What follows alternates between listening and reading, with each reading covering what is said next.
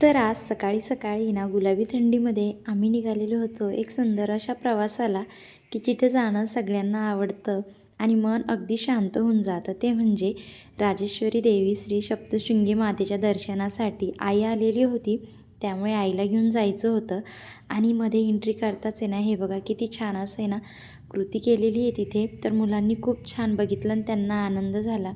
तर आहे ना ब्लॉग मला लवकर अपलोड करायचा होता, पण लग्नाच्या गडबडीमुळे आहे ना थोडा लेटच झाला बरं का.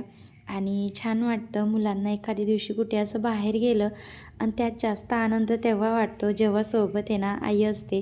कारण मुलांना आहे ना आईसोबत फिरायला खूपच छान वाटतं बरं का.